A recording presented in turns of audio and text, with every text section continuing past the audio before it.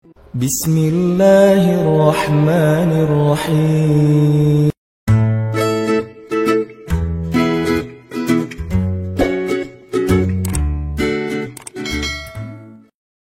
Makin dia bergantung kepada Allah, makin dia woles, makin dia nggak gampang yai'as, nggak gampang putus asa ketika punya masalah. Nabi Yusuf itu kan masalahnya bertubi-tubi. Ketika Nabi Yusuf dilemparkan ke dalam sumur, ketika Nabi Yusuf dipenjarakan, ketika Nabi Yusuf difitnah, ketika Nabi Yusuf banyak masalah Nabi Yusuf. Tapi pesan Nabi Yakub alaihissalam kepada anak-anaknya, la tai'asu min rauhillah. Baik kepada Yusuf ataupun kepada kakak-kakaknya. La tai'asu min rauhillah. Janganlah kalian berputus asa dari rahmat Allah. Kenapa? Allah itu maha menolong. Ketika kita bergantung kepada Allah, nggak ada yang mustahil. Selalu ada harapan ketika kita berikan harapan itu kepada Allah. Tapi kalau kita berikan harapan itu kepada makhluk, kadang-kadang harapannya semu. Karena makhluk itu, manusia itu sifatnya kullu man 'alaiha fan. Nggak ada yang bisa benar-benar total, nggak ada yang bisa benar-benar abadi, itu nggak bisa.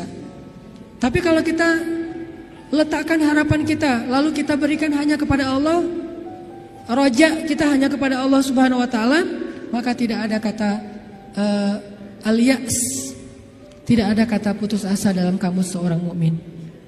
Laisa min akhlaqil mu'min al-ya's. Putus asa itu bukanlah sifat atau akhlaknya orang yang beriman kepada Allah.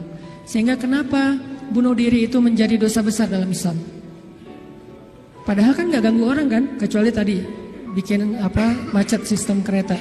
Itu juga nggak parah-parah banget lah, nggak sampai gara-gara kita bunuh diri orang akhirnya jadi misalnya celaka gitu, nggak, jarang lah. Apalagi bunuh dirinya sendiri, gantung diri. Kan bunuh diri itu nggak ganggu orang lain. Kenapa dianggap dosa besar? Karena bunuh diri ini sama aja dia tidak mengakui kebesaran Allah Subhanahu Wa Taala. Dia tidak berpegang lagi kepada Allah. Dia putus asa dari rahmat Allah Subhanahu Wa Taala. Padahal Allah selalu mengatakan la tai'asu, jangan putus asa. Aku kasih nih, aku kasih. Tapi dia bilang enggak akan dikasih. Berarti dia kufur kepada Allah Subhanahu Wa Taala dan merugikan dirinya sendiri. Ketika mentalnya kayak gini, walaupun akhlaknya baik, tapi dia tidak punya daya tahan menghadapi masalah, maka dia akan selalu mengakhiri masalahnya dengan cara bunuh diri. Dalam Islam kasus bunuh diri bisa dibilang hampir nggak ada kalau dalam sejarah Nabi dan para sahabat. Satu-satunya ada kasus bunuh diri itu bunuh diri dalam peperangan ada. Dia lagi dibacok, lagi bertempur terus dibacok sama musuh, banyak luka, nggak tahan dengan rasa sakit, kena kayak tombak gitu di perutnya, karena nggak kuat dengan rasa sakit. Dia tekan lagi tubuhnya ke tombak itu supaya cepat mati. Lalu ketika dia sudah meninggal, orang-orang mengatakan dia itu pemberani, dia itu syahid, dia itu hebat. Kata Nabi tidak, dia di dalam neraka. Lalu para sahabat bertanya, kenapa ya Rasul kok dia masuk neraka? Padahal kita tahu dia meninggalnya dalam fisabilillah. Kata Nabi karena dia nggak bersabar terhadap ujian dari Allah Subhanahu Wa Taala. Sakit, ya udah daripada saya nggak kuat nahan sakit, mending sekalian mati nih. Itulah al-ya's. Dan itu tidak ada dalam kamus orang yang yakin kepada Allah, beriman dan bergantung kepada Allah SWT. Jadi kalau kita mau belajar kepada orang Jepang, ada yang kita bisa belajar banget, yaitu moralnya, kedisiplinannya, kebersihannya. Tapi tetap ada satu hal yang fatal yang mereka tidak punya, yaitu Tuhan. Mereka nggak percaya kepada Tuhan. Kalaupun ada agama, kata teman-teman di sana, lahirnya sebagai orang agama Shinto kalau nggak salah, terus nikahnya sebagai agama Katolik kalau nggak Protestan, matinya sebagai agama Buddha. Jadi gonta-ganti itu. Kenapa gonta-ganti? Karena buat mereka agama itu hanya sekedar culture. Mereka tidak menyebut Islam sebagai agama Islam, tapi budaya Islam. Mereka tidak mengenal nilai-nilai ideologis, yang mereka tahu adalah nilai-nilai budaya, adat istiadat atau culture. Sehingga buat mereka pindah-pindah culture itu bagian dari kebijaksanaan. Kayak kita misalnya, saya nih orang Aceh, ketika saya berada di Sunda, di mana bumi dipijak, di situ langit dijunjung. Itu kan wise kan? Ketika kita menghargai budaya tempat kita tinggal, keramahan keramahan lokal atau apa gitu. Nah ini kan kearifan kearifan lokal. Arif kan bijaksana nih. Nah, karena mereka menganggap agama itu hanya sekedar culture, maka arif menurut mereka itu ketika kita bisa beradaptasi dengan semua momen-momen culture itu. Masa-masanya Valentine mereka jadi orang Kristen. Masa-masanya hari tertentu misalnya hari besar Cina misalnya mereka jadi orang Buddha. Masa-masa tertentu mereka jadi orang Shinto dan segala macam. Yang enggak ada menjadi orang Muslim. Jadi karena nggak bisa dimix nih, satu-satunya yang nggak bisa dimix menurut mereka cuma culture Islam. Yang lain bisa dimix, culture Islam nggak bisa dimix sama mereka, sehingga nggak bersentuhan langsung. Ini artinya mereka melihat semua itu hanya sekedar moralitas, bukan sebuah nilai ideologis yang menguatkan mental, bukan, sekedar moralitas. Culture Islam moralitas, culture yang agama-agama lain yang kita sebut itu moralitas, termasuk culture Jepang itu adalah moralitas. Tapi mentalnya lemah, sehingga ketika mereka punya masalah di dalam dirinya, mereka nggak punya pertahanan sama sekali. Sedangkan kita melihat ad-din, melihat Islam adalah sebuah nilai yang membangun mentalitas kita. Hanya ke akhir-akhir ini kita cenderung melihat Islam itu hanya sebagai undang-undang, sebagai syariat, sehingga orang takut sama Islam. Seolah-olah kalau kita mau menegakkan Islam, yang kepikiran itu cuma kisos, yang kepikiran itu cuma cambuk. Padahal Nabi menerapkan itu juga akhir-akhir setelah mentalitasnya udah mantep nih. Setelah pemahaman agamanya udah komprehensif, setelah diedukasi, baru kemudian penutupnya adalah menyempurnakan keadilan dengan cara menegakkan hukum. Kalau ada orang yang bilang misalnya, ngapain sih Tuhan katanya pengasih tapi kok menciptakan neraka? Sebetulnya jawabannya logis banget dan sederhana kan? Karena tanpa ada surga neraka tidak ada keadilan. Kemana larinya orang-orang yang berbuat jahat dan zalim kalau tidak ada neraka? Maka kalau semuanya masuk surga, yang zalim sama yang terzalimi, lalu di mana keadilan? Kalau gitu kita mending jadi orang jahat aja, toh masuk surga juga kan? Mending kita ambil aja hak orang lain, toh nanti di akhirat juga tetap masuk surga. Kalau gitu di mana ada keadilan?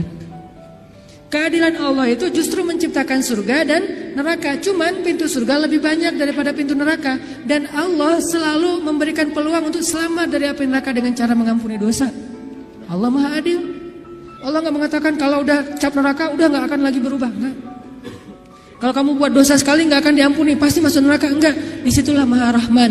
Selain Allah adil, Allah juga Rahim, Rahman, Rauf, apalagi banyak sifat-sifat Halim.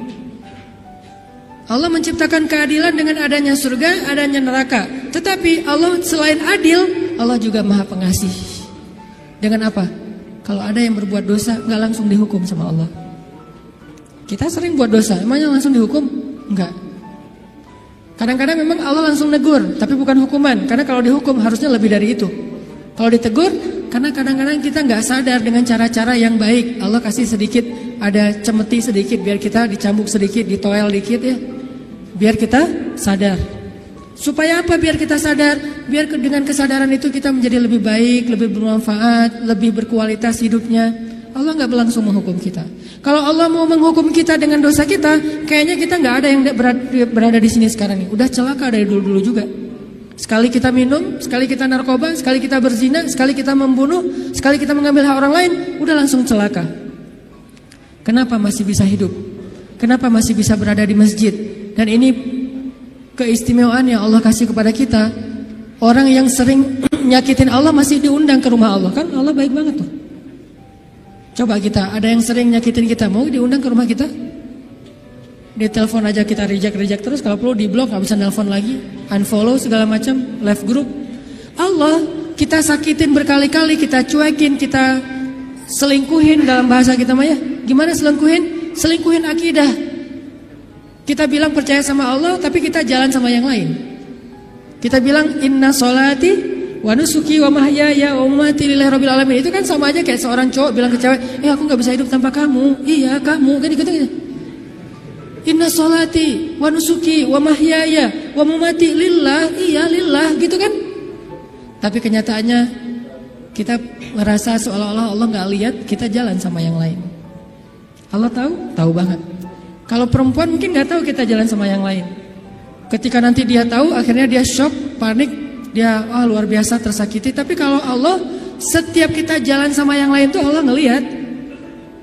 Kita dekat sama yang lain, ke Allahnya enggak. Lah, yang kasih rezeki kan saya. Kenapa kamu terima kasihnya ke dia? Yang memelihara kamu kan saya. Kenapa kamu baiknya ke dia, kok saya enggak? Berbuat baik kepada hamba Allah, Allah senang. Tapi kenapa kepada Allah enggak? Ini agak-agak kurang fair nih. Ke makhluk yang enggak berjasa, kita jadi baik. Ke Allah yang maha berjasa, kita cuek. Malah kita menuduh Allah dengan tuduhan-tuduhan yang enggak pantas. Ngerasa Allah enggak penting dalam hidup kita. Kalau Allah enggak sabar, makanya Allah itu sabur. Apa arti sabur? Sabar banget. Allah itu sami. Apa arti sami? Dengar curhat banget lah. Kita pasti enggak kuat dengar curhat teman-teman kita. Bayangin kalau yang curhat ke kita itu ada puluhan orang, kan stres juga tuh setiap hari. Allah dicurhatin miliaran orang setiap hari, coba. Bukan miliaran orang, miliaran makhluk, semuanya curhat kepada Allah. Yas'aluhu man fis samawati wal ardh. Semua yang ada di langit dan di bumi curhat kepada Allah. Tapi Allah mendengar semua curhat mereka seolah-olah mereka itu cuma satu orang doang gitu. Dan baru pertama kali curhat, akhirnya Allah mendengarnya tuh sami'un. Betah banget ngedengerin curhatnya. Betah banget Allah dengar curhat kita, nggak pernah. Kan kamu udah kemarin curhat giliran atau dengan yang lain? Enggak kan? Kita berdoa setiap hari, kan udah kemarin giliran. Soalnya yang berdoa itu banyak loh. Kita di DM aja, di japri aja kadang-kadang bete juga nih kalau udah dijawab sekali terus nanya lagi karena banyak banget yang bertanya. Kan agak capek tuh makhluk. Makanya kita nggak disebut sami'ud, tapi kita sami'un. Allah sami'un, kita sami'un. Apa bedanya? Kalau sami'un senang mendengar, tapi tetap ada batasnya. Kalau sami'un pendengar banget, betah banget ngedengerin, gak ada batasnya. Gak pernah Allah capek mendengar curhat kita. Lagian kadang-kadang kita yang dicurhatin ke Allah itu masalahnya itu juga belum selesai. Allah gak pernah bilang belum selesai juga masalah yang kemarin. Gak pernah Allah ngomong gitu. Kayak berlarut-larut kamu teh masalah gak beres-beres. Allah gak pernah ngomong kayak gitu kan. Tetap aja hambaku ada apa, Allah mendengar.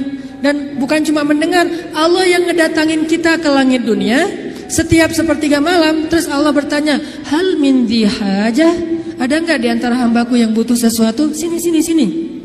Hal min taib, adakah di antara hambaku yang pengen taubat? Sini aku terima taubatnya.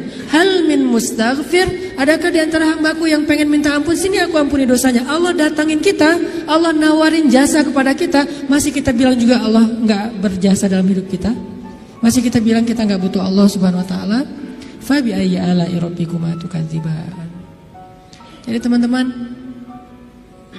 ada orang kadang dalam kehidupan kita itu berjasa banget sampai kita nggak bisa ngelupain dia. Salah satunya dalam hidup saya misalnya yang paling berjasa itu ibu nomor satu pastinya ya. Kedua istri. Orangnya ada soalnya di sini. Ibu, istri. Kalau selain keluarga, oke, itu keluarga. Selain keluarga, siapa yang paling berjasa? Dalam hidup saya itu salah satu yang cukup banyak ngebantu saya itu adalah salah satunya nih. Ada saudara saya, Ustadz Muhtarom namanya, dosen Unpad, tinggal di Antapani. Beliau yang pertama banget nampung saya ketika saya baru hijrah ke Bandung. Ketika saya nggak tahu tinggal di mana, nggak punya rumah kontrakan, ngontrak juga nggak bisa. Beliau nampung saya tinggal di rumah beliau beberapa lama di Antapani. Beliau kenalin saya dengan ibu-ibu Masjid Salim. Nih dari Mesir nih, mau nggak dengerin ceramahnya? Enak loh, padahal saya juga masih bingung ceramahnya gimana ya. Nggak pernah ceramah, sekali-kali ceramah yang kebalik kan Allah Shallallahu Alaihi Wasallam, Rasulullah Subhanahu Wa Taala.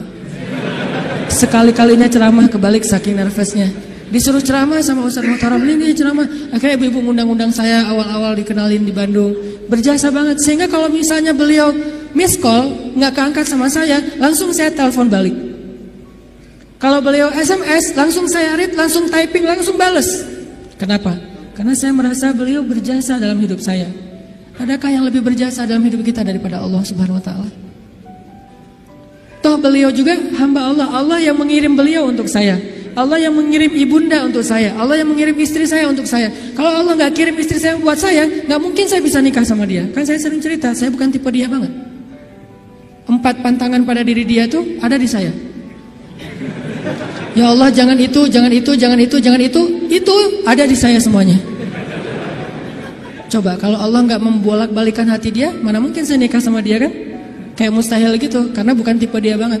Ya Allah, jangan yang orang Sumatera, jangan brewokan, jangan yang dop. Udah dop, brewokan pula. Jangan anak pesantren, karena mungkin beda kebiasaannya, terlalu soleh kali menurut dia gitu ya. Empat-empatnya ada pada diri saya, terutama yang Dop dan Sumatera nih. Orang Sumatera kuliah di Mesir, dan Mesir mah Sumateranya Arab. Arab itu kayak kita, ada Sundanya, ada Jawanya, ada Betawinya, ada Sumateranya. Mesir itu Sumateranya Arab. Di Mesir tuh nggak ada cerita kita nungguin bus di halte tuh nggak ada. Yang ada ngejar bus. Bus tuh nggak pernah berhenti untuk ngangkut penumpang, nggak ada tuh. Bus ngelihat kita lagi nungguin malah dia iseng, makin dicepetin. Akhirnya kita kejar, wah, cowboy banget lah kehidupan di Mesir mah. Dia cuma berhenti kalau yang nungguin itu ibu-ibu. Kenapa? Karena ibu-ibu di Mesir itu raja, nggak ada yang berani sama ibu-ibu. Benar-benar queen tuh kalau ibu-ibu teh. Di Mesir ibu-ibu belanja nih ya, mang, apa bahasa Arabnya? Gitulah pokoknya, Mang, itu saya pengen ikan gitu ya. Oh iya ya, pas diambil ternyata ikannya matanya agak-agak merah gitu, mungkin agak-agak lama di freezer. Akhirnya bilang, ini kenapa nih ikan matanya merah? Begadang ya? Nggak jadi deh, malah saya mau ikan yang suka begadang, cari yang lain. Ganti lagi yang lain, udang aja, udang baunya nggak enak, ganti lagi. Berkali-kali gonta-ganti, itu yang dagang ikan tuh nggak boleh marah. Kenapa? Yang ngomong seorang perempuan. Dan di Mesir itu perempuan sangat dihormati, nggak boleh berdebat dengan perempuan, aib. Debat dengan cewek itu aib. Kalau dimarahin cewek itu aib. Mending kita menghindar aja deh. Kalau kita naik bus, duduk nih, ibu-ibu naik harus berdiri. Kalau nggak berdiri itu dianggap aib, satu bus semuanya aib. Kalian laki-laki atau apa kalian teh? Ada perempuan masuk ke bus, kalian pada duduk cuek itu, malu-maluin kalau di Mesir. Sehingga kalau ada ibu-ibu naik ke dalam bus nih, cowok-cowok semuanya berdiri siap. Silakan pilih kursi yang mana aja. Ibu-ibu boleh memilih. Kalau di kita kan laki-laki memilih, enggak, salah. Ini ibu-ibu yang memilih, saya mau yang di situ. Kenapa? Cowoknya ganteng. Dia milih tuh. Terserah dia mau duduk di mana. Cuma dua, ibu-ibu sama ulama. Kalau ada ulama Al-Azhar, karena ulama Al-Azhar, dosen-dosen saya di Al-Azhar itu nggak punya mobil pribadi. Mereka hidupnya sederhana. Gajinya gede sih, tapi asal gajian langsung ngasih beasiswa kepada mahasiswa yang kurang mampu. Kalau udah gajian tuh saya ngerasain sendiri nih, dia gajian ngambil di admin ya. Karena dulu nggak ada transferan, Mesir itu agak-agak terlalu ya gitulah, manual ya, nggak ada transfer. Satu-satunya komputer di ruang admin tuh dipakai main kartu. Karena dia nggak ngerti sistem komputerisasi akun kayak gitu tuh, akuntan tuh nggak ngerti dia tuh. Tahu satu-satunya komputer dipakai main kartu. Main kartu pas kita lagi ngantri, om kita lagi ngantri nih, ntar tunggu dulu nih, kita lagi nih belum beres nih, gitu coba. Tapi menghargai banget kepada orang tua, ulama, ibu-ibu. Nah ada dosen saya ngambil gajinya kurang lebih sekitar 2.000 pound. 1 pound itu dulu sekitar 3.000 rupiah, lumayan lah ya, hampir 10 juta gajinya. Dia ngambil gaji sekitar 10 juta, langsung datangin mahasiswa yang kita lagi nongkrong di depan kelas, di depan kampus, datangin, ya abnai, panggilnya lembut, anak-anak, kata dosen teh, kalian udah beli buku kuliah belum? Kita senyum-senyum, padahal udah tapi senyum-senyum aja. Mau bilang udah, jujur, mau bilang enggak boleh dusta ya. Senyum-senyum aja. Oh ya udah nih beli buku, alhamdulillah. Akhirnya kita beli buku, cuma bukan buku kuliah, buku tambahan gitu kayak buku sejarah, buku apa. Alhamdulillah dia ngasih dari 10 juta, 5 juta itu buat anak-anak. Dan itu kebiasaan di sana tuh dosa-dosanya. Makanya karena hidupnya kayak gitu, sederhana, nggak punya kendaraan. Dosen kalau mau ke kampus bareng dengan kita pagi-pagi tuh naik bus. Cuman kalau kita ngejar, kalau bus supirnya nggak berani, disuruh dosen Al-Azhar ngejar bus kan nggak mungkin ya. Kalau melihat itu ada penampilan dosen, langsung busnya berhenti. Begitu dosennya naik, langsung jalan tuh, nggak peduli kita lagi di tangga kayak di apa, nggak peduli deh. Kan dosen dulu yang naik nih. Prof silakan. Dosennya naik, baru dosennya di atas, kita masih bergelantung-gantung, bus langsung jalan tuh. Sampai ada beberapa mahasiswa Malaysia karena nggak terbiasa mungkin, mereka kan biasanya naik taksi nih, karena beasiswa dari kerajaannya gede. Kalau kita kan beasiswanya dari Al-Azhar. Mesir itu negara miskin tapi ngasih beasiswa puluhan ribu mahasiswa asing. Negaranya miskin tapi bisa ngasih beasiswa, luar biasa. Nah Malaysia nggak dikasih. Negara yang tidak dikasih beasiswa di Asia itu Malaysia dan Brunei, karena dianggap udah sejahtera. Akhirnya mereka terbiasa naik taksi nih. Begitu mahasiswa Malaysia sekali naik bus, nggak terbiasa naik bus ala-ala Mesir gitu, turunnya membelakangi arah jalannya bus. Kebayang kan? melundung gitu kan. Kita mahasiswa Indonesia ketawa-ketawa aja, wah lucu. Kalau kita kan udah biasa kobo ya, kejar bus, terus turunnya sambil lari. Kadang-kadang kalau bawa barang itu barangnya dilempar dulu ke dalam bus, langsung dikejar naik gitu. Udah biasalah kayak gitu-gitu di Mesir. Tadi cerita apa tadi teh? Hubungannya, ya gitulah, nggak ada hubungannya. Pokoknya balik lagi ke tema ya. Intinya ketahanan hati kita itu ketika kita dekat kepada Allah Subhanahu wa taala. Jadi nggak ada ceritanya dalam kamu seorang mukmin ada masalah, baper, udah gitu bunuh diri, nggak ada. Tergantung tawakal kita kepada Allah. Coba rasain ketika kita lagi ngerasa enak nih hubungannya sama Allah, sama ketika kita lagi jauh dari Allah, terus dua-duanya dikasih masalah, mana yang lebih nyaman buat kita? Kalau kita pas lagi dapat masalah, pas lagi dekat sama Allah, itu akan bertahan banget. Saya pernah ngerasain itu. Saya karena kan sering ditolak ya ceritanya ya, curhatlah dikit lah ya. Kalau ditolaknya lagi jauh dari Allah, itu baper. Tawaf Sungai Nil kan, mau loncat, aduh dalam takut ada apa kuda Nil gitu, nggak loncat, buat apa lagi hidup kalau kayak gini ya. Kenapa kayak gitu? Lemah gara-gara jauh dari Allah. Kalau ditolak pas lagi dekat sama Allah, nggak apa-apa, yang penting jangan ditolak sama Allah kan gitu. Ditolak, ya Allah pasti engkau mau ganti yang lebih keren ya. Husnuzon kan, aku tergantung prasangka hambaku. Ya udah bertahan. Orang makin dekat sama Allah makin tough, makin bisa survive dalam menghadapi masalah. Makin tuh. Kenapa? Karena survive seseorang dalam menghadapi masalah itu bukan soal dia punya uang atau enggak, dia punya teman atau enggak, dia sehat apa enggak. Soal mentalnya, hatinya kuat enggak menghadapi masalah. Baru dia bisa tough dan survive. Ada orang yang secara fasilitas hidup udah nyaman, kenapa masih bunuh diri? Termasuk tadi tuh, di Jepang itu kan jaminan sosial tinggi banget ya, luar biasa ya. Sampai ada teman saya, bukan hanya berlaku untuk warga Jepang, untuk warga asing yang kerja di Jepang tetap dapat jaminan sosial karena pajaknya tinggi. Ada teman saya yang ngelahirin, setelah dia nikah, hamil, lahir, itu anak biaya ngelahirinya ditanggung pemerintah, terus ibunya boleh cuti selama 6 bulan, tapi tetap dapat gaji full setiap bulan. Cuti 6 bulan, gaji fullnya setiap bulan, ditambah lagi dengan bonus karena udah punya anak. Dikasih bonus, jadi punya anak dikasih bonus. Makanya di sana tuh kayaknya orang menikah itu semangat ya, nggak pengen istiqomah jomblo lah ya. Karena jomblo nggak ada bonus di sana. Begitu nikah dapat bonus, begitu punya anak dapat bonus. Tapi ada batasannya, anak nggak boleh banyak-banyak juga. Makin nambah anak, makin nambah pajak. Jaminan sosialnya tuh tinggi. Tapi kenapa kok malah gampang putus asa? Padahal secara fasilitas hidup sudah tercukupi, mental. Mungkin secara etika keren lah, pokoknya ngacung jempol pokoknya. Tapi kalau mentalnya lemah, kosong, ada yang gersang di dalam hatinya karena tidak diisi dengan kata Allah di dalam hati mereka. Di satu sisi kita perlu belajar kepada mereka, di sisi yang lain mereka perlu belajar kepada mukmin. Salah satunya mukmin di Indonesia. Ketika kita jauh dari Allah, mulai naik tingkat kriminal, mulai naik tingkat bunuh diri, mulai banyak orang yang putus asa, mulai banyak orang yang mengeluh, terjadilah krisis sosial. Itu ketika jauh dari Allah.